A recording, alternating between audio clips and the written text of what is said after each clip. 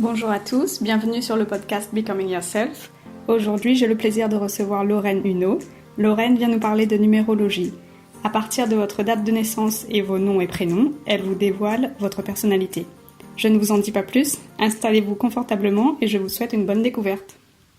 Bienvenue Lorraine et merci de nous accorder un peu de ton temps.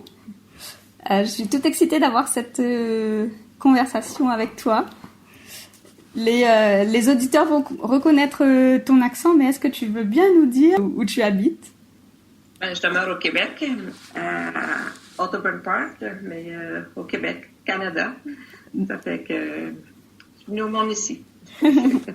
D'accord. Pour ceux qui vont nous écouter et surtout ceux qui me connaissent, je les entends déjà. Ils vont se dire sûrement c'est du mari tout craché. Elle est allée chercher une numérologue à l'autre bout du monde, au Québec, alors qu'on a plein de numérologues ici à La Réunion qui sont top. En plus, ok. Ouais. Et je leur dirais, c'est vrai. Mais Lorraine a quelque chose en plus que je vais dévoiler dans une seconde et puis surtout qu'ils vont découvrir par eux-mêmes au fur et à mesure de l'épisode. Donc pour ce deuxième épisode, je tenais à parler de numérologie puisque je trouve que c'est un outil qui est hyper intéressant pour mieux se connaître, mieux comprendre sa personnalité et les aspirations de son âme. Pour la petite histoire, j'ai fait une séance en numérologie il y a quelques années. Ça m'avait parlé et c'était intéressant, mais ça restait trop théorique. Je trouvais. Je ne savais pas comment appliquer les informations dans ma vie personnelle et professionnelle, à vrai dire. Et là, avec toi, avec la séance que j'ai faite il y a quelques semaines, ça m'a tellement parlé, c'était vraiment concret et pragmatique et c'était des informations que je pouvais utiliser dans ma vie vraiment professionnelle et personnelle. Et puis, ça a confirmé des ressentis et des intuitions que j'avais pour des choses assez importantes dans ma vie et ça m'a fait des déclics.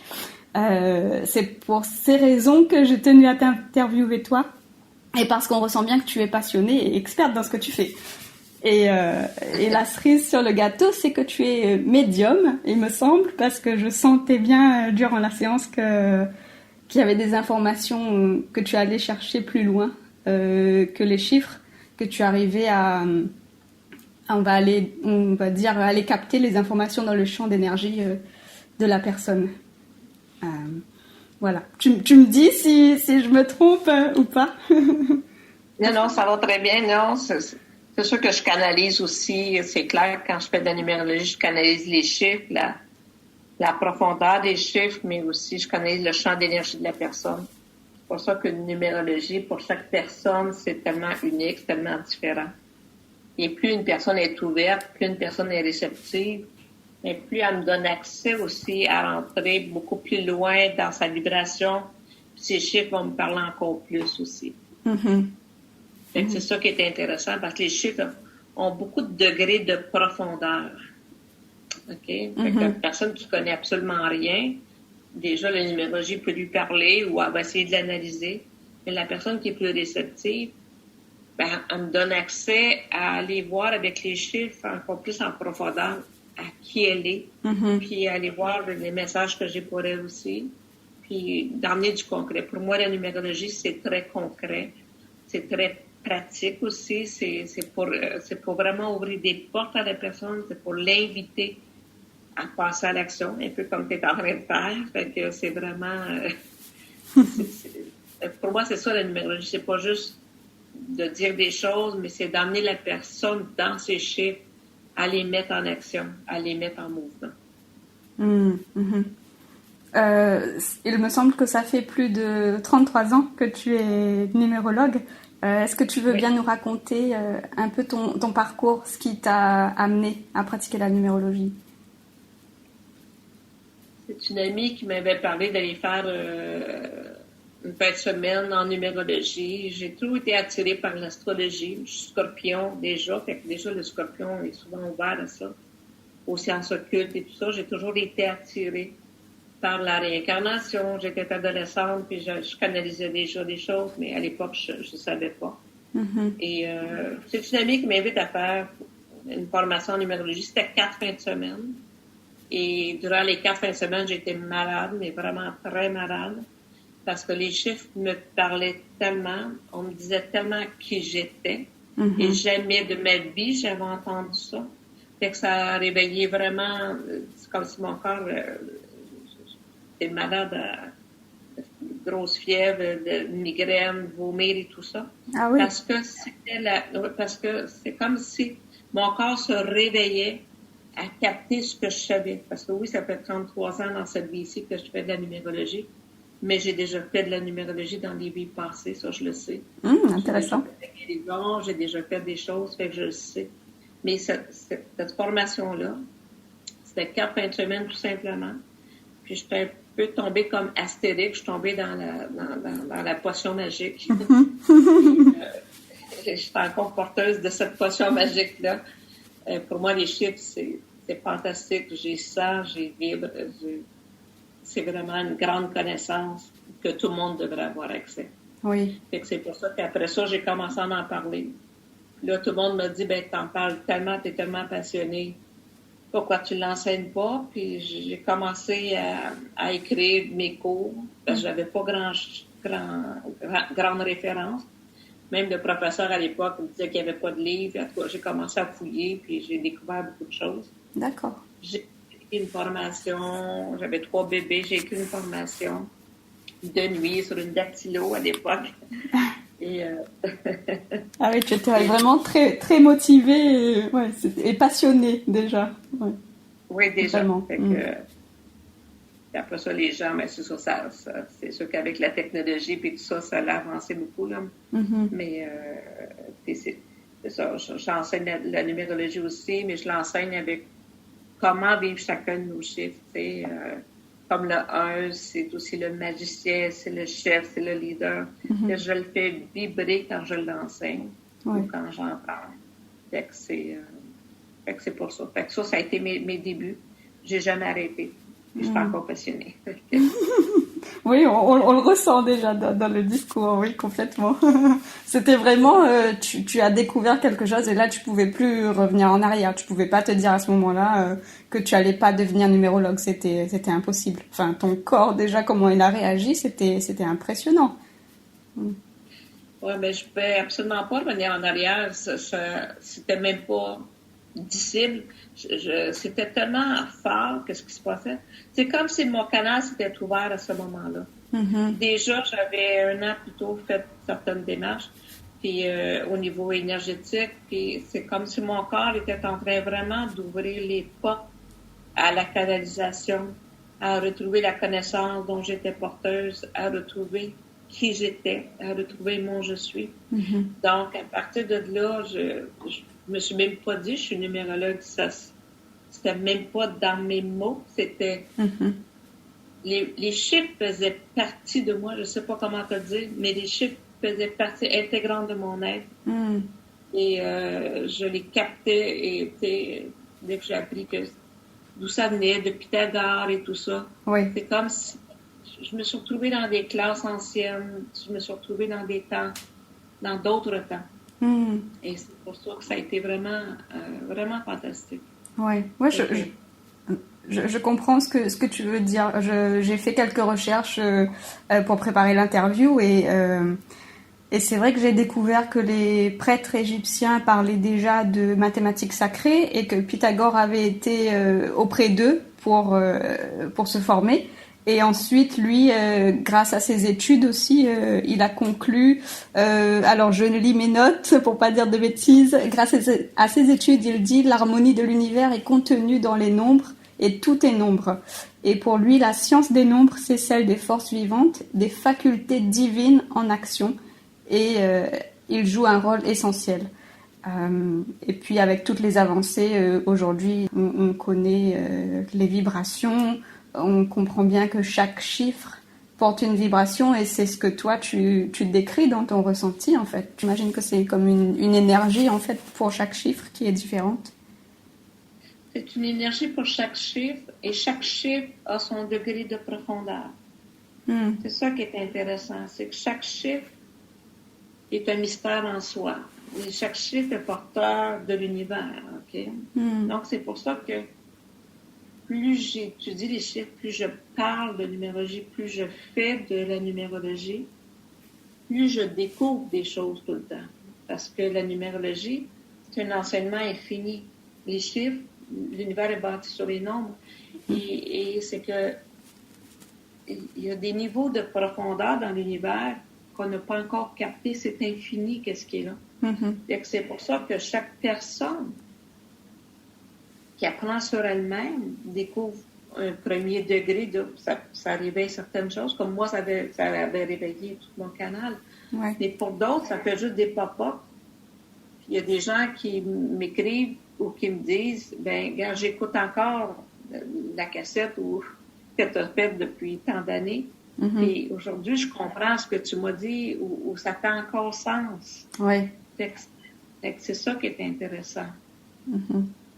Oui, ça va pas forcément tout, on va pas avoir la compréhension de tout de suite, mais c'est vrai qu'on le garde en tête et puis au fur et à mesure des années, on comprend. Ouais. Le premier chiffre qui est important à prendre en compte en numérologie, c'est le chemin de vie. C'est un chiffre qui est compris entre 1 et 9. Je précise juste pour ceux qui nous écoutent et qui découvrent la numérologie. Je vais juste expliquer comment on l'obtient rapidement et puis je te laisserai expliquer ensuite, si tu veux bien, pourquoi il est important ce chiffre. Okay. Je vais donner l'exemple avec ma date de naissance. Donc, il faut prendre la date de naissance en entier. Donc, moi, c'est 27 avril 1984. Et il faut additionner chaque chiffre. Donc, on fait 2 plus 7 plus 4 plus 1 plus 9 plus 8 plus 4. Ça me donne un résultat de 35. Et ce résultat, il faut ajouter les 2 chiffres entre eux pour obtenir le chemin de vie. En l'occurrence, ça fait 8 pour moi.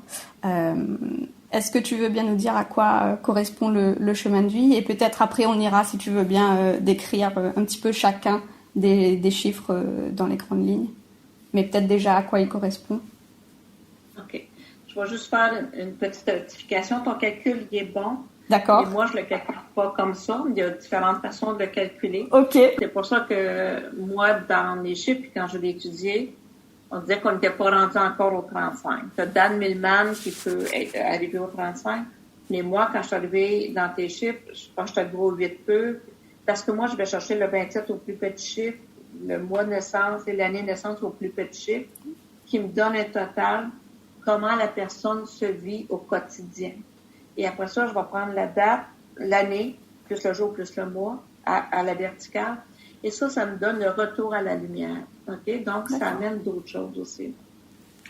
Fait que c'est pour ça que si je regarde, mettons que ton chemin de vie donnerait un 26, le 26, il y a plus d'épreuves, que ça donne un 17. Fait que je peux pas juste aller au 8. Le sous-nombre est très important. D'accord. Puis des fois, on le néglige aussi. Fait que c'est pour ça que c'est quelqu'un que son chemin de vie donne un 17 ou quelqu'un qui vient au monde un 17, mais c'est quelqu'un qui a une étoile au-dessus de sa tête. C'est quelqu'un qui est protégé. Quelqu'un qui est guidé. OK? Et c'est pour ça que oui, le chemin de vie est extrêmement important, mais je trouve que le chemin de vie est aussi infiniment petit parce que la numérologie, c'est aussi la totalité de toutes nos lettres, les lettres de nos noms, qui nous donnent notre âme, qui nous donne ce qu'on est venu exprimer, qui nous donne ce qu'on est venu, notre personnalité. Et à ce niveau-là, si mon chemin de vie est un 8, mais que je retrouve un autre 8 ailleurs, où je suis venu au monde un 17 ou un 26, ça n'a pas la même connotation. D'accord. Et c'est ça qui fait je dis toujours que la numérologie, c'est une danse. On apprend à danser avec la totalité de toutes nos vibrations. Fait que, tu sais, si je regarde tes 8, je vais regarder où sont tes 8. Partout, combien de 8, de lettres de valeur 8 que tu as dans ton inclusion, si tu as d'autres 8 dans les nombres majeurs, si tu l'as en défi. Fait que c'est ça qui fait que la numérologie nous amène ailleurs. C'est ce qui fait que, parce que le chemin de vie, entre 1 et 9, on est tous situés entre le 1 et le 9. Mais c'est ce qui fait la diversité, c'est qu'il n'y a pas personne qui a tous les noms, comme tous les noms que toi tu portes, plus ta date de naissance.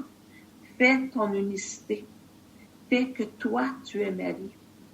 OK? Fait que ça nous ramène à toi, à ton identité, à ton unicité, à ta cellule, à qu'est-ce que tu es venu être dans tout ce que tu es. Je sais pas si ça fait sens, ce que je te dis. Oui, complètement, oui. J'allais venir justement dans un deuxième temps au nom et prénom parce que je sais que voilà, chaque lettre a une valeur en chiffres. Et puis quand tu les rassembles tous, ça te donne encore une autre valeur. Et oui. Mais c'est vrai que tu parles de la personne dans sa globalité, oui, avec la date de naissance et plus les noms et prénoms. Oui, parce que juste notre date de naissance, tu sais, si je te parle d'un chemin de vie 8, tu peux dire, tu sais, si tu n'as pas de lettre devant le 8 dans tes chiffres, le chemin de vie n'a pas la même connotation. D'accord. Okay? Parce que la personne qui n'a aucune lettre devant le 8, ça veut dire qu'elle a une leçon karmique là-dedans par rapport à son pouvoir, parce que le 8, c'est le nombre de l'instinct, mais c'est le nombre du pouvoir aussi. Mm-hmm. Le pouls de voir autrement, c'est le nombre de l'instinct pur. C'est le nombre d'une force magique à l'intérieur de la personne. C'est le nombre des entrepreneurs aussi. Okay? Mm-hmm. Mais ça peut être le nombre aussi de la victime, celle qui subit des épreuves, si c'est vécu négativement. Ou il y a certaines épreuves qui peuvent être vécues dans le 8 pour montrer à la personne sa force de caractère, pour réveiller en elle son instinct, pour réveiller cette puissance à l'intérieur d'elle. C'est ça qui est intéressant. Mm-hmm. C'est pour ça que chaque chiffre est tellement différent. T'sais. Fait que le 8, faut que je le regarde. Est-ce que tu as des lettres là-dedans, dans les 8? Est-ce que les lettres, c'est le H, le Q ou le Z? Fait que si tu n'as pas, ben ton chemin de vie, il va être plus éprouvant que si tu n'as. Mais même si tu n'as pas de lettres, c'est que il y a une force, un désir d'apprendre en dedans de toi, un désir de retrouver ton instinct, de retrouver ton pouvoir, de retrouver ta lumière aussi. Parce que c'est un des chemins de vie les plus spirituels. C'est aussi les gens d'affaires, les gens qui font de l'argent. Et faire de l'argent, c'est aussi spirituel. Complètement. Parce que souvent, on pense qu'être spirituel, c'est d'être pauvre. C'est faux, là. Être spirituel, c'est de vivre qu'est-ce qu'on a à vivre. C'est de reconnaître le talent qu'on a pour vraiment, tu sais, comme si je prends le pouvoir, mais c'est aussi, puis faire de l'argent, mais c'est l'art que tu portes pour l'offrir aux gens, comme tu es en train de faire. OK? Et plus tu dis oui à qui tu es, surtout que le pouvoir chez les femmes n'a pas la même connotation que chez les hommes.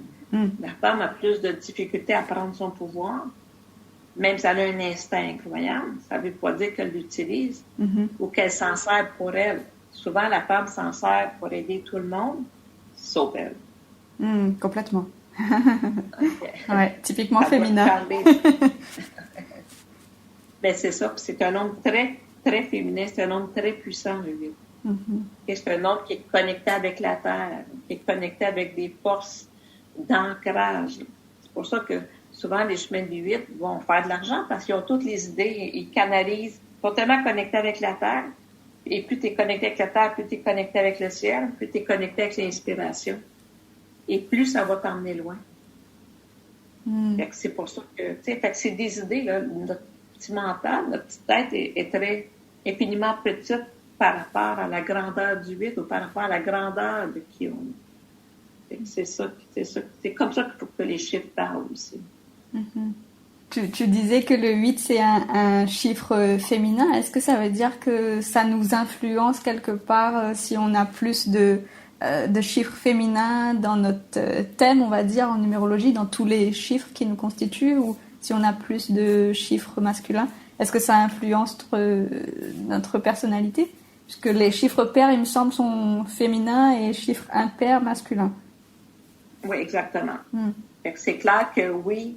Puis les chiffres impairs, le 8, il est vraiment particulier en lui-même parce que souvent, les hommes vont s'en approprier parce que chez les hommes, c'est le nombre des chevaliers, c'est le nombre des druides, c'est le nombre des hommes d'affaires. Okay? Autant, et le pouvoir peut être utilisé en positif ou en négatif, mais souvent, on a peur du pouvoir comme tel.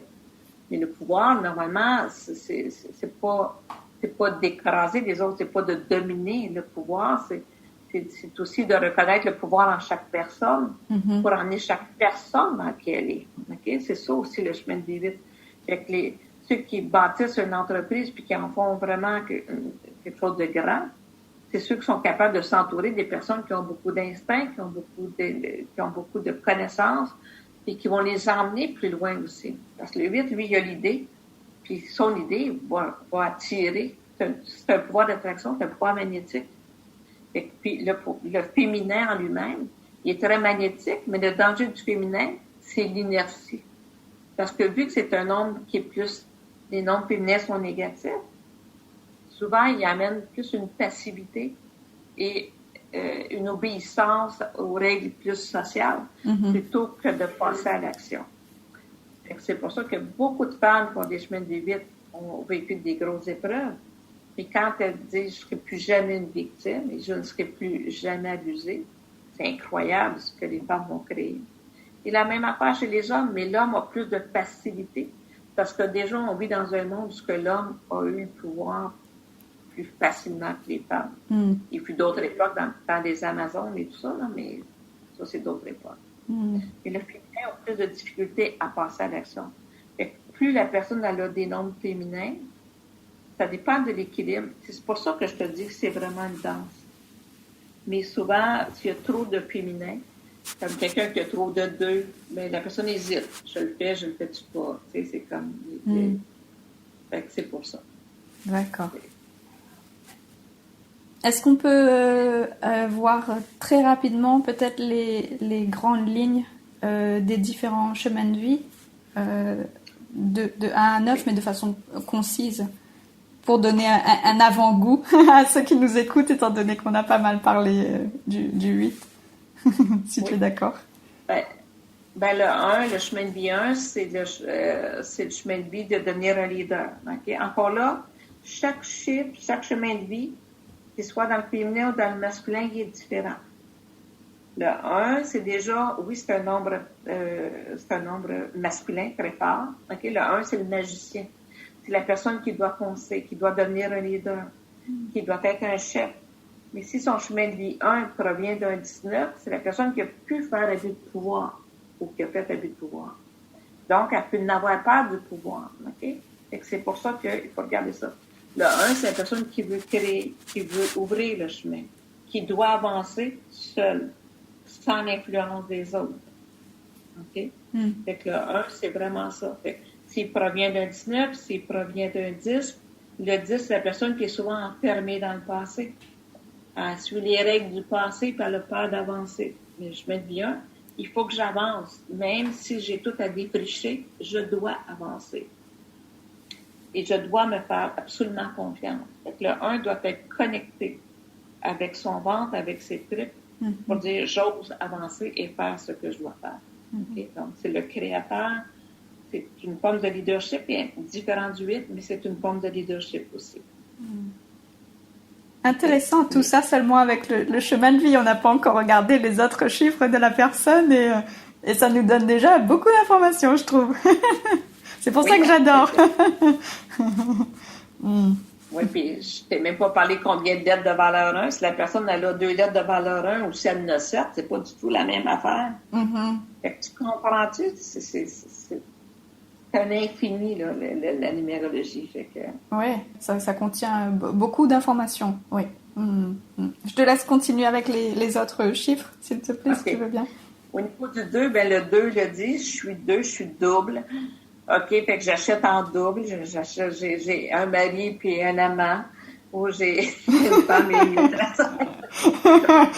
Je suis un peu moqueuse, mais il faut pas être moqueuse aussi. Mais en même temps, c'est vrai aussi. Le 2, c'est aussi je m'en vais à gauche ou je m'en vais à droite. Donc, il y a beaucoup d'indécision dans le 2. Parce que je vois toujours le côté positif et le côté négatif. Donc, je vois les deux facettes d'une même chose. Ce qui fait que quand je vois les deux facettes d'une même chose, si je suis pas enracinée, j'arrive pas à me décider. C'est un nombre de décision, le 2. C'est un nombre aussi de sensibilité. Être capable de lire dans l'invisible, de capter la sensibilité, de capter qu'est-ce qui est là, que je n'ai pas de preuve, mais que je sens que c'est vrai. Mais le 2, c'est aussi la sensiblerie. Je suis victime. Et c'est le pauvre petit moi. Le 2 peut manquer d'ambition aussi. Chez la femme, souvent la femme, elle va tolérer l'intolérable puis elle va accepter l'inacceptable. Fait que c'est pour ça que le 2, c'est d'arriver à prendre position pour respecter son sentier, pour respecter sa sensibilité, pour respecter qu'est-ce qui est là et composer avec plus l'invisible aussi. Mais l'invisible, mais c'est concret l'invisible. OK? Fait que le 2, c'est vraiment tout ça. C'est aussi besoin du couple, besoin d'être en couple, besoin d'être à deux. Souvent, le 2 va aller chercher confirmation, besoin d'approbation et de confirmation. Et le 2 s'empare souvent dans les fleurs du tapis, même quand il n'y a pas de tapis. Donc, parce que le 2 s'empare dans des détails, parce que lui qui est capable de voir les deux côtés, il est capable d'aller voir tellement de détails qui ne sont pas importants. Fait que c'est pour ça que le 2, c'est de réveiller le discernement pour être capable de prendre position, pour être capable de décider et de ne pas s'enfarger dans des détails inutiles. OK? Fait que ça, c'est aussi très important d'aller voir ça. Au niveau du 3, le 3, c'est le nombre de l'image, c'est le nombre des rôles aussi, c'est le nombre de la société, c'est le nombre de la communication, c'est le nombre de toutes les formes d'expression. Parce que le 3, il y a un côté sauvage dans le 3, puis il y a un côté très social, OK? Parce que si j'ai le 3 en défi aussi, c'est que j'aime le monde, mais je l'aime pas, tu sais, c'est comme, ça fait que j'ai besoin d'aller vers le monde. C'est pour ça que le 3, si la personne est née un 21, ou son chemin de vie est un 21, elle va être beaucoup plus ouverte aux autres que la personne que son chemin de vie donne un 12. Là, il y a beaucoup d'épreuves, OK? C'est pas facile. Et par rapport à la société. Mais le 3, c'est beaucoup la canalisation, c'est la communication. J'ai quelque chose à dire, c'est de trouver son moyen d'expression, où ce que j'interfère pas ma pensée, où ce que je suis capable de canaliser ce que j'ai à dire. Où ce que je suis capable de laisser monter de mes tripes ce que je dois communiquer, même si ça peut déranger. Parce que oui, ça peut déranger. Okay? Parce que souvent, le 3, il fait souvent trop attention à l'image ou au rôle ou à ce que les autres vont dire, puis il ne se donne pas la permission. Fait qu'il va jouer comme un rôle en société au lieu d'être lui-même, puis il doit apprendre à être lui-même, à dire voici qui je suis et voici ce que j'ai à dire, voici ce que j'ai à vous apporter aussi. Parce que le 3, c'est beaucoup cela. OK? Et tu vois, avec le 3, il faut regarder aussi les initiales d'une personne. Est-ce qu'il y a un 3? Fait que, tu sais, quand je te dis qu'il faut aller dans les détails, c'est vraiment important. OK? Oui. Au niveau du 4, le 4, on a un petit peu comme le 2. Le 4, on peut avoir un 22-4, parce que oui, les chiffres vont de 1 à 9, mais il y a le 11 et le 22 qu'on doit considérer aussi. Oui, c'est ce que j'allais te demander après, avec les maîtres nombres.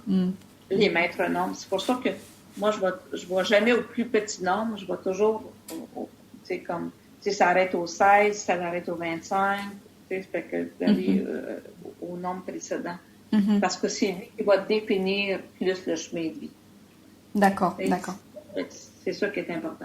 Comme moi, je parlais de mon résultat tout à l'heure qui était 35. Avant d'arriver au chemin de vie 8, tu vas regarder le 35, en fait, ce chiffre-là. Je regardais le 35. Oui, je n'ai pas ta charte devant moi. Mais je sais que je n'avais pas le 35. Parce que moi, je ne le calcule pas comme...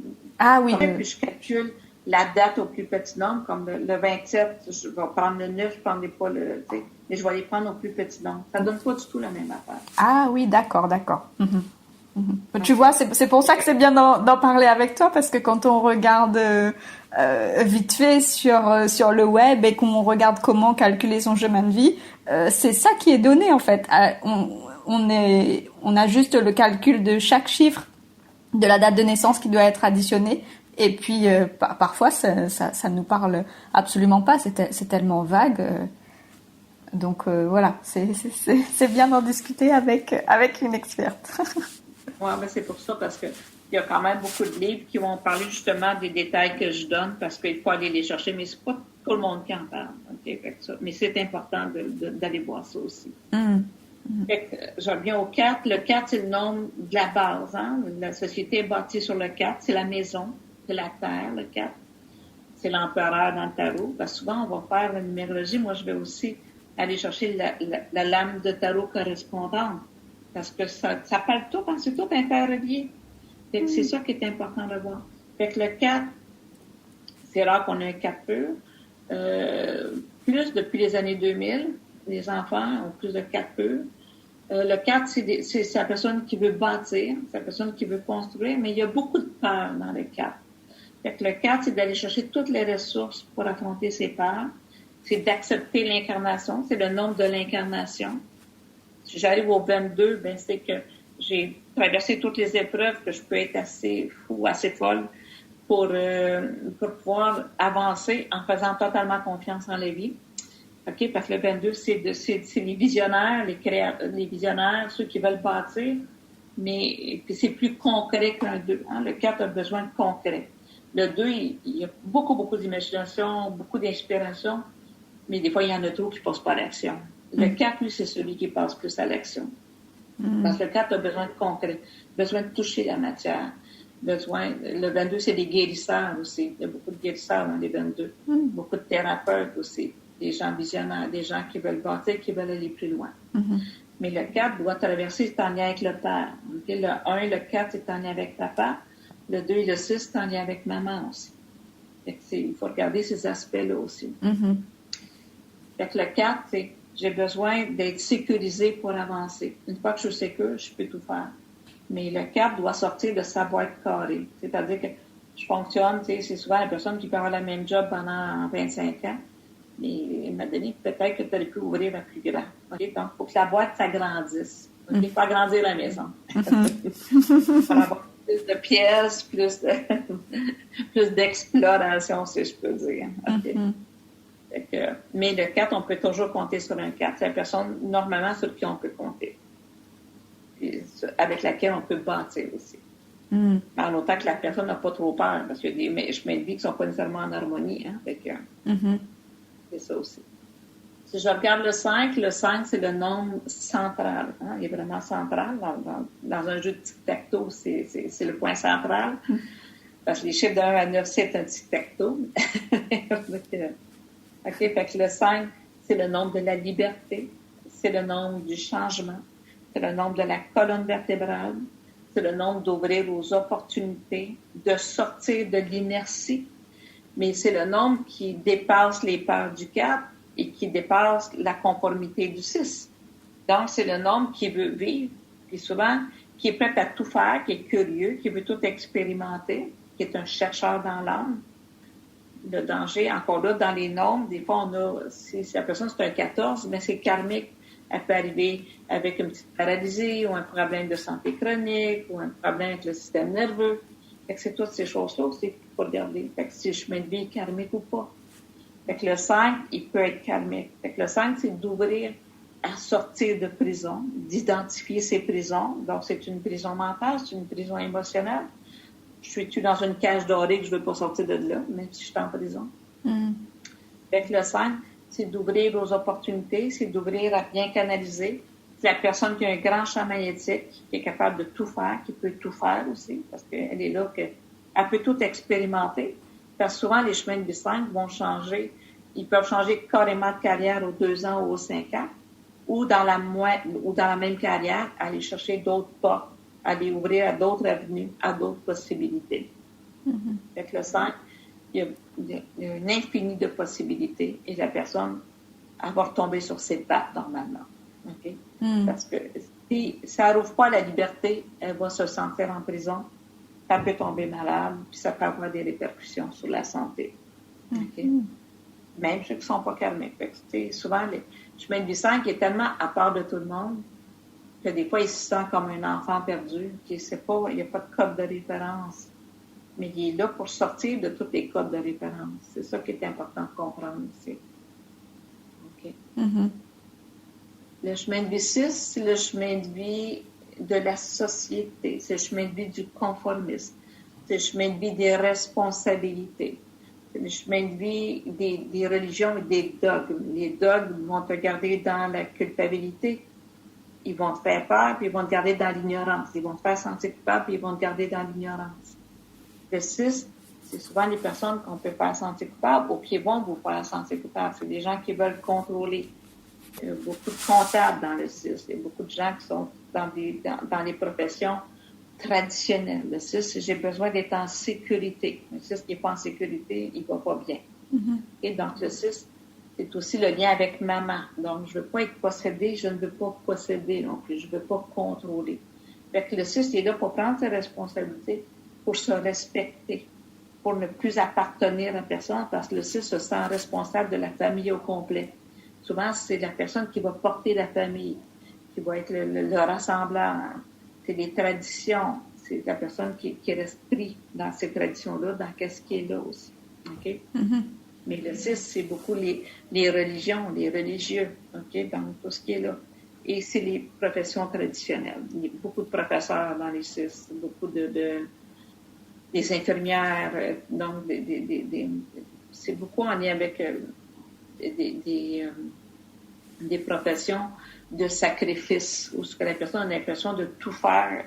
Et souvent, le 6 se sent responsable du troisième voisin qu'il ne connaît pas. OK? Parce qu'il s'est pété le pied.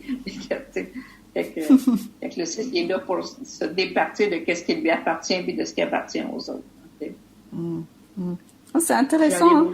Hein? Ça montre combien on peut être influencé par les chiffres dans notre carrière.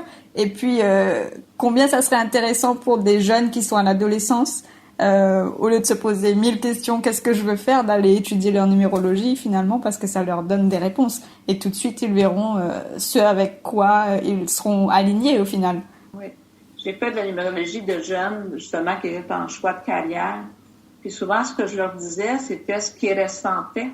Mais ce qu'ils faisaient comme choix, c'était souvent le choix des parents ou le choix de la société. Et la plupart du temps, on va choisir selon la société pour sécuriser tout le monde autour de nous autres. L'enfant veut sécuriser. Mais beaucoup disaient, oui, c'est ça que j'ai toujours voulu. J'ai vu déjà, moi, quelqu'un a abandonné l'université pendant 1 an, avait besoin d'aller vivre, elle a fait un 5. Puis, elle s'est donné cette permission-là. Quand elle est revenue, elle a terminé ses études et est allée très loin. J'ai vu la numérologie chez des jeunes sauver des jeunes du suicide. Parce que souvent, la personne est tellement dans le vide, elle ne sait tellement pas quoi faire que ça éclaire. Puis, c'est comme... fait que, une fois qu'on est éclairé, ça ne veut pas dire qu'on va passer à l'action tout de suite, mais au moins, on sait qu'on n'est pas fou. Parce que beaucoup de jeunes, ils sentent beaucoup de choses. Mais ils n'ont pas de preuve de ce qu'ils sentent ou ils ne peuvent pas en parler à personne. Oui, et là, ça leur apporte une confirmation. Et de pouvoir en discuter avec quelqu'un, c'est vraiment top. C'est vraiment rassurant souvent, c'est éclairant pour les jeunes. Oui, tout à fait. Comme tu dis, le jeune, il est conformiste. Soit il va suivre la société, soit il va suivre les parents. Et puis c'est quelques années après avoir commencé sa carrière où finalement il voit qu'il se plaît pas du tout là-dedans et qui commence à se poser des questions sur ce qu'il a vraiment envie de faire de sa vie. Et puis voilà. Là, c'est la reconversion professionnelle et tout ça. Donc si on peut leur apporter ces informations-là bien avant, c'est vraiment bénéfique. C'est déjà beaucoup. En même temps, c'est important. Des fois, on a certaines expériences à aller vivre avant de se choisir aussi. C'est vrai. Il y a ça aussi. On a aussi... on dit souvent que les 2 premiers cycles en numérologie, les 2 premiers défis, les 2 premiers pinapes, c'est des cycles d'aller chercher de la connaissance, d'aller vivre des expériences pour nous emmener vers qui on est. C'est aussi important de comprendre ça. Mais plus le jeune va faire des expériences en lien avec la ligne de son âme, avec ce que la personne est venue vivre, c'est fantastique à ce moment-là. Oui. Mais c'est très éclairant pour les jeunes. Mais en même temps, souvent, ça peut être en contradiction avec le parent. Moi, des fois, j'ai des parents qui vont demander les enfants et ils voudraient que je dise ce qu'eux autres, ils veulent leur dire. C'est des chiffres. C'est pas pour ça qu'on emmène les enfants chez la numérologue, c'est pour leur dire ce que les chiffres ont à dire, pas ce qu'ils veulent entendre. Sinon, ça sert à rien de les emmener.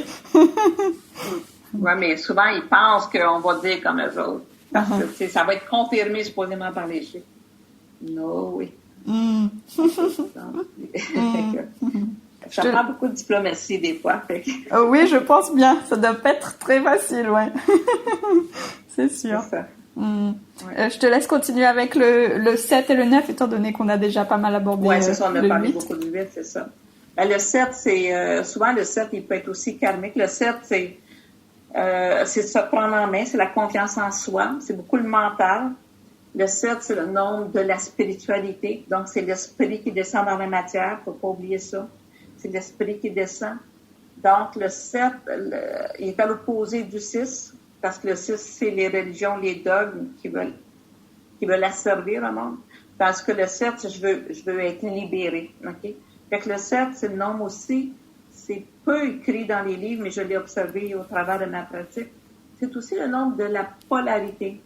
Qu'une femme reconnaisse le féminin en d'elle, puis qu'une femme a le droit de réussir, qu'une femme a le droit d'atteindre l'illumination, qu'une femme a le droit d'ascensionner, a le droit d'atteindre les plus hauts degrés dans la société, donc de faire fortune, puis d'avoir des postes aussi haut placés. Le 7, c'est la personne, ça correspond au chariot dans le tarot. Donc, le chariot, c'est de se prendre en main, puis de dire, c'est ma vie. Le 7, là, son mot-clé, c'est ma vie. C'est moi qui tiens les guides de ma vie et je veux avancer avec ma vérité. Donc, mais souvent, le 7 peut provenir d'un 16. Et le 16, c'est d'avoir trahi la voie sacrée, d'avoir trahi ce qu'il y a de plus grand et de plus noble. Parce que le 7, c'est une recherche de spiritualité, une recherche de profondeur, une recherche de vérité. Donc, une recherche d'aller beaucoup plus loin que la société va.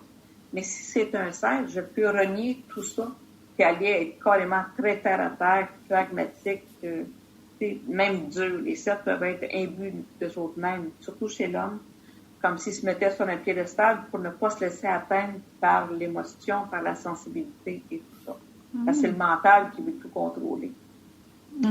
Mais le 7, c'est aussi une recherche d'âme-sœur, une recherche de profondeur. C'est vraiment ça. OK? D'accord. Ça peut être des enseignants, mais plus de la philosophie, plus de la médecine, plus des matières plus profondes. OK? Ce qui est très important. Le 8, on en a parlé beaucoup. Et le 9, c'est le nombre du détachement. Le 9, c'est le nombre de la connaissance. Hein? Le 9, je dis toujours que le 1 et le 9, c'est l'alpha et l'oméga. C'est le commencement et la fin. Et tout se situe entre tout ça. Donc, le 9, c'est l'oméga, c'est la connaissance. C'est d'avoir vécu dans beaucoup d'incarnations, dans beaucoup de civilisations. Le 9, il arrive au monde, il sait beaucoup de choses, mais il ne sait pas pourquoi il sait. Mais il arrive au monde, il est déjà branché à la connaissance. Le 9, il est là pour apprendre à dire non. Il est là pour apprendre à se détacher. Parce que souvent, il sait beaucoup de choses, mais il peut être utilisé parce qu'il sait beaucoup de choses, fait qu'on va faire référence à lui, mais on va l'utiliser. Surtout la femme est là pour apprendre à dire non. Elle dit, wow, c'est assez, je ne veux pas être manipulée. Je ne veux pas manipuler non plus, là. Donc, c'est de ne pas être manipulable. Le 9, c'est le nombre de l'étrange et de l'étranger. Donc, de voyager partout sur la planète, pas par les temps qui courent, mais c'est beaucoup le voyagement. C'est souvent, le 9, il y a le goût d'aller s'installer à l'étranger. Fait que quelqu'un qui aurait un 6 dans ses nombres majeurs et qui aurait un 9, quand il est à la maison, il est complètement fermé, puis quand il est à l'étranger, il est complètement ouvert, c'est une autre personne. C'est très intéressant. Ah ouais. Fait que le 9, c'est vraiment la personne qui a besoin d'aller voir dans les autres civilisations, dans les autres pays. Il a besoin de voyager pour aller voir qu'est-ce qui se passe, pour se découvrir. Souvent, le 9 est à la recherche de ses terres, ou ce qui était fort, ou ce qui était porteur de connaissances, ou ce qui était porteur de grands talents. Beaucoup de médecins, beaucoup d'ingénieurs dans les 9. C'est des gens qui ont déjà une connaissance, des connaissances fondamentales pour bâtir une société. Fait que le 9, c'est aussi le nombre d'apprendre à dire non, apprendre à se détacher, apprendre à dire c'est assez, puis c'est d'ouvrir à plus grand que soi. C'est aussi souvent de voyager dans différents mondes aussi. Donc, c'est d'ouvrir aussi à beaucoup de choses. Fait que le 9, le 9, le 5, ça ressemble jusqu'à un certain point parce qu'ils ont besoin de curiosité, ils ont besoin d'explorer, ils ont besoin d'aller voir ce qui se passe dans les autres peuples, dans les autres pays, d'aller voir ailleurs, puis de découvrir les choses et tout ça. Fait que c'est assez puissant. On arrive au 11 et au 22, mais avant de vivre le 11 et le 22, il faut dépasser le 2, puis il faut dépasser le 4. Parce que si on ne dépasse pas le 2 et le 4, on n'arrive jamais à upgrader notre niveau vibratoire, à canaliser des champs d'énergie plus puissants que soi. Donc, pour utiliser ces forces énergétiques qui sont là autour de nous autres, l'inspiration qu'on reçoit, le 11 reçoit énormément d'inspiration, beaucoup d'idées qui sortent de l'ordinaire, le 22 aussi. Fait que c'est des gens qui sont là pour guider les gens, pour emmener les gens ailleurs. C'est des gens qui ont vraiment des forces pour vraiment reconnaître la sensibilité chez l'autre et éveiller chaque personne à qui elle est. Le 22, il y a beaucoup de guérisseurs aussi. Fait que des fois, la personne, elle l'a pas directement dans son chemin de vie, comme le 11 ou le 22, ou quand les gens vont écouter qu'est-ce que je suis en train de dire, ils peuvent se reconnaître parce que leur prénom peut donner un 11, leur prénom peut donner un 22. Donc, ils peuvent se reconnaître parce qu'ils ont ces vibrations-là dans d'autres chiffres dans leur charte numérologique. D'accord. Et on parle du 33 aussi en tant que métronome? Oui, le 33. Certains noms de famille aussi sont des métronomes. 44. Un métronome, c'est un nombre double. Donc, le 11, le 22, le 33, le 44. Au Québec, on a certains noms. Je prends Mercier, il y a le pont Mercier, tout ça, ça donne 44. Donc, c'est un métronome, OK? Donc, si je veux bâtir, puis je veux bâtir plus grand. Parce que si mon métronome, comme le 33, ben, ça donne un 6. Il faut toujours dépasser le petit nombre pour arriver au grand nombre. Et le 33, c'est des guides, c'est l'énergie christique aussi. Le 11 est l'énergie christique, mais le 11, c'est l'énergie des guides. C'est d'être un guide pour l'humanité, c'est d'emmener les gens à un autre niveau vibratoire. Un petit peu comme Jonathan le Goéland, qui voulait pas juste aller chercher du poisson et revenir sur la plage. Il voulait découvrir l'immensité des mondes. Mais le 33, c'est de découvrir et d'emmener les gens à se dépasser, à aller ailleurs. Et ça, c'est vraiment important aussi. Comme quand on arrive à 22 ans, on arrive à 33 ans, on dit « j'arrive à l'âge du Christ j'arrive à 44 ans ». C'est des énergies particulières qu'on peut saisir pour se propulser aussi. Ça me fait penser à une amie. On parlait de numérologie et elle le découvrait à peine. Et au début, elle disait « Oh, je suis pas trop intéressée par ça ». Et je crois qu'elle a un maître nombre dans sa charte numérologique. C'est pour ça que je pense à elle, là. Et donc, elle est allée vite calculer son chemin de vie quand on en a parlé, et elle le découvrait à peine. Et puis elle est revenue vers moi, elle me dit mais je comprends pas, ça me parle pas du tout. C'est comme si j'ai un chemin de vie sur lequel j'ai pas encore commencé. Qu'est-ce qu'on dit à ces gens-là quand tu vois ils sont un peu en stress de se dire mince, c'est ça que j'ai comme chemin de vie et si je veux réussir et que mon âme soit alignée, je dois suivre cette route-là, mais j'y suis pas du tout. Qu'est-ce qu'on peut donner comme conseil à ces personnes? Ouais, la personne découvre son chemin de vie au moment qu'elle est prête à embarquer dans son chemin de vie. Donc, fait qu'il n'y a pas de temps. Il n'y a pas de temps. Il y en a que ça va être... Pourquoi qu'il y a des gens qui se réveillent à 30 ans? Pourquoi qu'il y a des gens qui se réveillent à 40 ans ou à 50 ans? Il n'y a pas de temps. OK? Donc, on n'est jamais en retard, on n'est jamais précédé. Ou des gens qui vont être très ouverts. Puis souvent, ces personnes-là qui disent je suis pas dedans, mais souvent, à l'adolescence, ils étaient dedans. Parce qu'à l'adolescence, on est vraiment connecté avec nos chiffres. Moi, je travaille beaucoup en énergie, mais à l'adolescence, je faisais des rêves très profonds, des rêves éveillés. Ce que je guérissais le monde, je comprenais rien à l'époque, à rien. C'est beaucoup d'années plus tard, je faisais déjà ma pratique, je disais, voyons donc, je rêvais à ça à l'époque. Beaucoup d'adolescents, ils peuvent canaliser des parties de leur vie ou qu'est-ce qu'ils vont devenir et tout ça. Mais souvent, on le met de côté pour survivre, pour répondre aux besoins des parents et tout ça, pour avancer. Fait que cette amie-là, qu'elle s'en passe pas, elle est en train de se réveiller. C'est un cadeau. Fait qu'au moment qu'une personne se réveille, il faut qu'elle prenne comme, oui, c'est un cadeau. Enfin, je viens de comprendre. Là, je sais. Parce que il n'y a pas de étape 1, étape 2, étape 3. Ça ne marche pas comme ça, la numérologie. On est fait d'énergie. Et les énergies, ça fluctue, c'est fluide. C'est un champ magnétique. Mais dès qu'elle dit oui à elle-même, qu'elle dit oui à ouvrir à son chemin de vie, les portes vont s'ouvrir. OK? Et là, la vie va y emmener. Elle va y emmener des opportunités pour aller sur son chemin. Elle va avoir des décisions à prendre. Et c'est là que ça devient une question.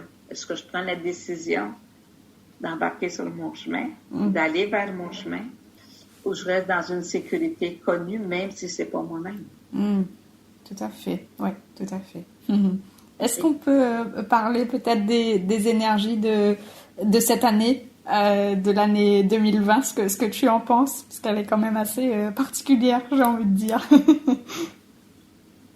2020 est une année 4, hein, c'est le 20-20 qui donne la quarantaine, qui donne 40, qui donne la quarantaine. Mais le 20, c'est la lame du jugement en numérologie. Okay? Dans le tarot, c'est la lame du jugement. Et le 20, c'est aussi des possibilités d'ouvrir d'autres portes. Le danger dans une année, parce que 20 donne un 4, donne 40, mais qui donne un 4. Si je prends, je sais que l'année, elle était très forte. Je l'ai senti au début de l'année, puis même si j'ai écrit beaucoup de choses, j'ai pas pu écrire l'intensité que je ressentais. Parce que, tu sais, on a failli avoir un déclenchement de guerre, on était un peu comme en guerre, façon de parler, là. OK? Parce que si je prends 1939, c'était une année, le déclenchement de la guerre, mais c'était une année 4. Mais c'était une année 22-4. OK? Donc, 1939, c'est comme ça. Fait qu'il faut regarder ces années-là aussi. Fait qu'on est dans une année pour reconstruire complètement la société. Mais il ne faudrait pas la construire sur la prison, sur la peur et sur la paralysie. Okay? Ça veut dire que, oui, les structures sociales doivent changer, les structures fondamentales, mais pas en rétrécissant, mais en ouvrant. Le danger, c'est qu'on ferme des portes au lieu d'ouvrir les portes qu'on doit ouvrir. Fait que le 4, c'est toujours la matière comme telle, c'est la structure des choses. C'est la structure des villes, c'est la structure des sociétés, c'est la structure de notre vie. Et que cette année, tout le monde doit rebâtir sa vie sur de nouvelles bases. Ça, c'est global, c'est l'année universelle 4. Et là, on va aller chercher l'année personnelle de chaque personne. Dans quel domaine qu'elle doit rebâtir sa vie? Quelle nouvelle structure qu'elle doit s'imposer ou qu'elle doit apporter dans sa vie? Malgré le confinement qu'on vit, mais le danger, ça serait que tout le monde ait trop peur, qu'on vive dans la peur. Le danger du 4, c'est la peur. Et la peur, qu'est-ce qu'elle fait? Elle contracte le corps, puis elle rend les gens malades. Donc, c'est pour ça que c'est une année qu'il faut faire attention à sa santé. Oui, il y a beaucoup de gens qui sont décédés cette année, mais c'est des gens, beaucoup étaient prêts à partir, même si on n'en parle pas. C'est beaucoup de personnes âgées qui, je pense, parce qu'aujourd'hui, on a peur de la mort, beaucoup. Aujourd'hui, on parle que de prolonger la vie. On ne parle jamais de qualité de vie, mais c'est la qualité de vie qui est importante aussi. Donc, il ne faut jamais perdre de vue. Il faut mourir en étant vivant. Je dis toujours qu'il faut mourir libre, puis il faut mourir vivant. Oui. Oui, c'est important d'insister sur la qualité de vie. Oui, c'est vrai. Complètement. Et de vie, c'est ça, pas de végéter. C'est pour ça que, puis au mois de septembre, on va être dans un mois 22-4, on va être dans un mois vraiment qu'il faut falloir faire attention. Fait que c'est vraiment comme, parce que à chaque année, le mois de septembre est toujours le summum des vibrations de l'année, de notre année personnelle et de l'année courante aussi. Mais à chaque mois, on change de vibration. Comme là, on est dans une année 4. Le mois 1 de l'année 4, c'est le mois de juin. Fait que là, il y a un nouveau départ qui se fait là en juin. OK? Fait qu'en mai, là, on est dans une fin de bien des affaires. Je finis ça, fin du confinement, fin de ci, fin de ça. Le mois de juin, si je rebâtis, là, je repars en neuf. Fait qu'il faut vraiment voir, je rebâtis comment et je rebâtis sur quoi et qu'est-ce que je veux bâtir. Et le mois de septembre va être la totalité de l'année 4. Okay? C'est-à-dire que le summum, on va être dans un mois 22-4 à ce moment-là. Donc, on va être dans un mois vraiment d'ouvrir d'autres portes. Fait que c'est pour ça que c'est important d'être vigilant cette année. Puis dès qu'on a peur, de dire, malgré la peur, j'avance. Malgré telle situation, j'avance. Je ne me laisse pas arrêter. Je dépasse mes peurs, je dépasse mes structures. Je mets de nouvelles fondations dans ma vie pour m'emmener ailleurs. Okay? Et chaque personne cette année doit rebâtir sa vie sur de nouvelles fondations. Elle doit s'observer, regarder où c'est qu'elle est prisonnière, où c'est qu'elle ne vit pas. Le COVID-19 est arrivé, puis 19 c'est déjà calmé, comme je te parlais tantôt. Si je prends le nombre 19, oui, c'est le soleil dans le tarot, mais le 19, c'est une vibration d'abus de pouvoir dans des vies passées. Fait que c'est comme si c'est un ancien virus qui revient.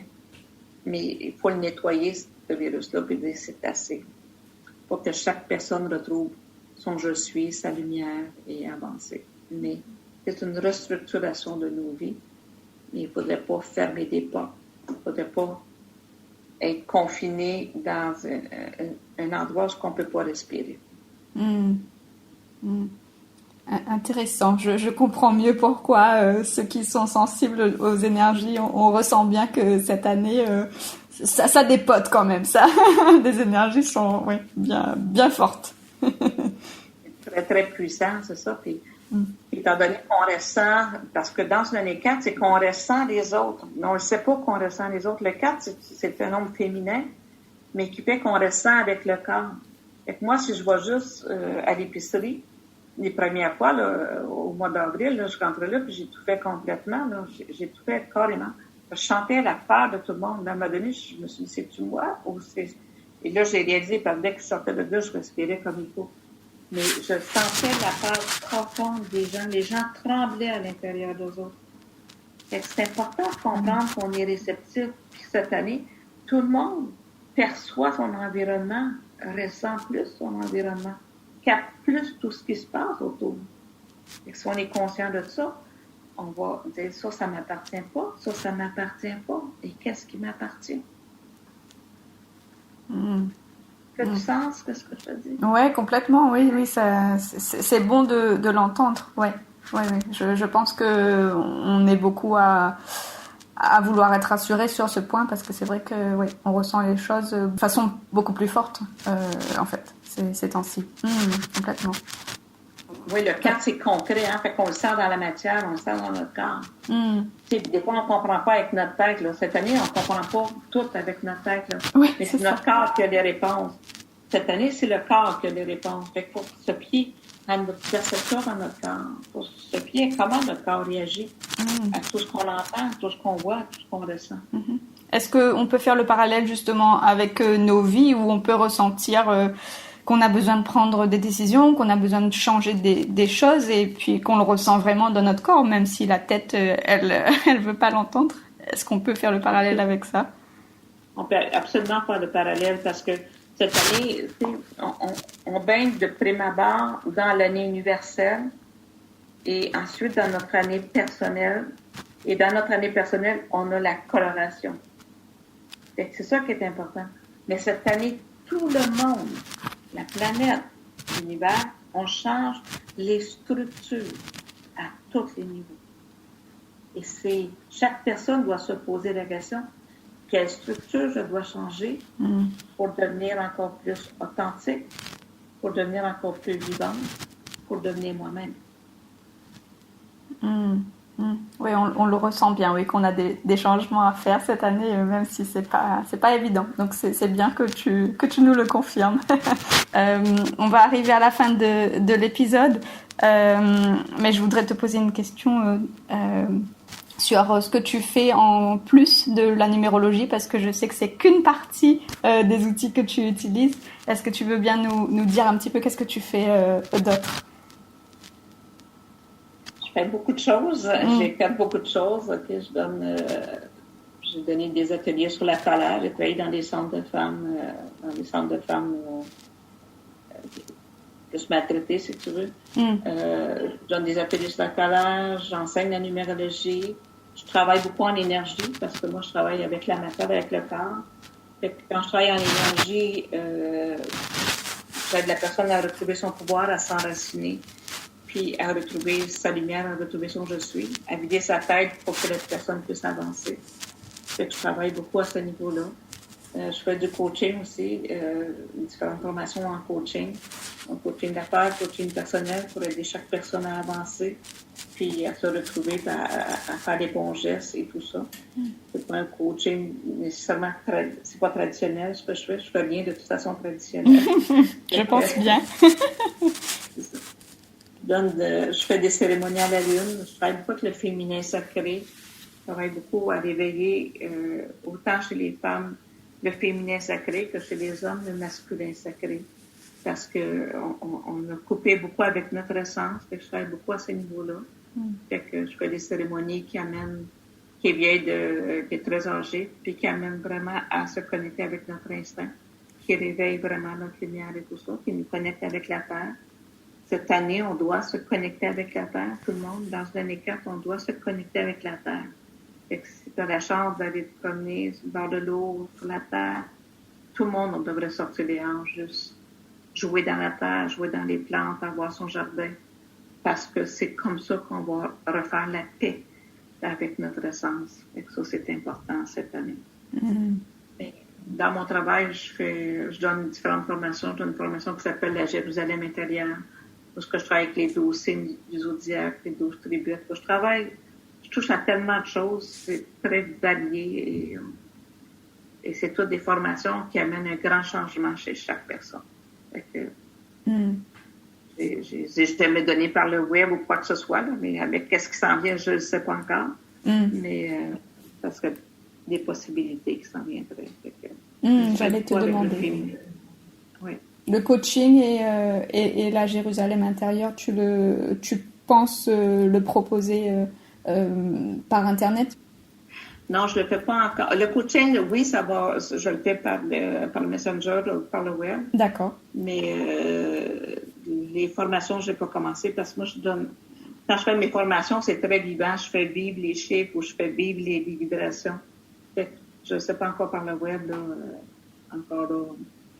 Mais c'est en train de mijoter. Fait que... D'accord. Tu as attisé ma curiosité en parlant de la colère. Est-ce que tu veux bien juste nous toucher un mot là-dessus, parce que j'ai entendu une interview où tu la décrivais comme une force et tu l'as décrite assez de façon positive et j'ai trouvé ton regard très intéressant. Est-ce que tu veux bien nous en parler rapidement? Quand je parle de colère, je parle pas d'être colérique ou d'être violent. Tu sais, une personne violente, ça vient du mot viol, donc je viole la personne, soit dans son esprit, soit dans son corps, ou soit en l'écrasant. La colère est une force. Moi, j'ai observé que quand la colère s'éveille en une personne, c'est un feu qui s'allume, c'est un feu qui a emmené la personne à se respecter. OK? Fait que souvent, la personne va avoir un 3 mois, 6 mois qu'elle ne se comprend pas parce qu'elle est en train de se réveiller. Fait que la colère est vraiment un feu spirituel.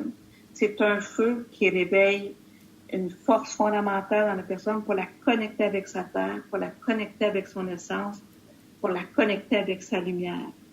Qui dit, wow, c'est assez. Il n'y a plus personne qui va m'abuser. Il n'y a plus personne qui va m'agresser. Fait que dans ce sens-là, mais la colère, quand on réveille la colère, on ne devient pas colérique, on ne devient pas violent. C'est qu'on arrive à maîtriser une énergie qui nous faisait peur avant, une énergie qui est très puissante dans la personne, qui amène la personne à être solide, à devenir maître d'elle-même. Avec la colère, quand elle se réveille, c'est que je me laisserai plus abuser, je ne veux plus être abusable et je me laisserai plus écraser par personne. Et c'est pour ça que c'est un feu. Ça peut être un cri, ça peut être des fois, les femmes ils vont faire une crise d'hystérie, qu'on va dire. Mais c'est pas une crise d'hystérie, ou même l'homme qui va péter une coche. C'est que, quelque part, il y a quelque chose qui étouffe la personne, qui fait qu'elle n'est pas capable de respirer dans ce qu'elle vit. Que quand elle crie, et c'est comme l'énergie peut réussir à passer. Mais ce cri-là, souvent, moi, je dis, quand une personne est en colère, va faire une marche rapide, va crier dehors, va frapper dans ton oreiller. Mais c'est comme, tu sais, pour aller libérer cette force-là, parce que derrière la colère, il y a la lumière. Et ça, c'est important de comprendre ça. Oui, et c'est important d'encourager la personne à justement exprimer cette émotion-là, parce que on peut après somatiser. Donc, ouais, je suis contente que tu dises que c'est bien d'exprimer. Oui, on accepte qu'une personne pleure, mais on n'accepte pas sa colère. Je dis toujours que les pleurs et la colère, c'est deux énergies semblables. Mais sauf que les pleurs sont tolérés par la société, sont acceptés, tandis que la colère, on ne l'accepte pas, parce que la personne, quand elle rentre dans la colère, elle rentre dans sa force. Oui, tout à fait. Ouais. Je pourrais te poser des questions, je pense, encore pendant très longtemps. Je suis tellement pleine de sagesse, c'est un plaisir de discuter avec toi. Je vais juste te demander où est-ce que les auditeurs peuvent te joindre. Par mail, c'est beaucoup plus facile, ou par Messenger aussi, là, mais les gens peuvent aller voir mon site aussi, à Lorraine Huneau, www.lorrainehuneau. Fait que il y a quand même les cérémonies ou les articles que j'écris. Puis j'ai mon blog à Lorraine G. Huneau sur Facebook, c'est mon blog. Fait que j'écris, pas toutes les semaines, là, mais j'écris quand même différents articles et tout ça. D'accord. Fait que, on peut me rejoindre aussi par Messenger à Lorraine Huneau, tout simplement. D'accord. Bon, je mettrai tout ça dans les commentaires de l'épisode. OK. Ben, merci beaucoup. Ça a été une belle rencontre avec toi. Merci. Pour moi aussi, ça a été une très belle rencontre. Merci infiniment, Lorraine. Merci à tous de nous avoir écoutés. Si cet épisode vous a plu, je vous invite à le partager autour de vous et à vous abonner au podcast. Je vous dis à très bientôt pour un prochain épisode. En attendant, prenez soin de vous. Bye bye.